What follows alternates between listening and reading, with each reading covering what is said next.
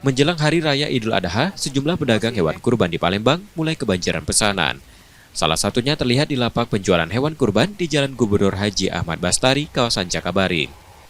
Menurut penjual, hingga akhir Mei ini sudah ada sekitar 90 ekor sapi dan 60 ekor kambing dari berbagai jenis yang dipesan untuk kurban. Sebagian besar pembeli berasal dari pengurus masjid dan majelis taklim di wilayah Palembang dan sekitarnya.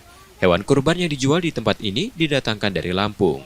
Jenis sapi yang tersedia pun beragam, mulai dari sapi Bali, ongole, simental, limosin, kopioran, hingga sapi lokal. Harga yang ditawarkan bervariasi tergantung bobot.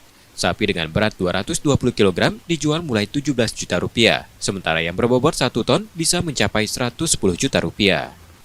Untuk kambing, harganya dibanderol mulai 2,5 juta rupiah untuk bobot 20 kg dan 7,5 juta rupiah untuk kambing seberat 80 kg. Semua hewan telah melalui pemeriksaan kesehatan dan dilengkapi sertifikat dari otoritas terkait. Untuk kesehatan, alhamdulillah, setiap kambing sama sapi sebelum keluar kandang atau keluar dari Lampung itu diperiksa cek kesehatan. Nah, itu alhamdulillah sudah bisa semuanya dalam keadaan sehat dan memang layak untuk kurban. Dan juga biasa ada pemeriksaan dari dinas kesehatan. Sudah diperiksa Kak? Belum, biasanya nanti kemungkinan minggu-minggu ini akan ada pemeriksaan, biasanya itu 10 hari atau 14 hari sebelum kurban baru ada pemeriksaan. Tapi ini sudah melalui tahap pemeriksaan kan sebelum ke... Oh iya, itu juga kita juga sebelum keluar sudah ada suratnya. Surat juga lengkap. Dari dinas kesehatan juga ada dinas kesehatan Lampung.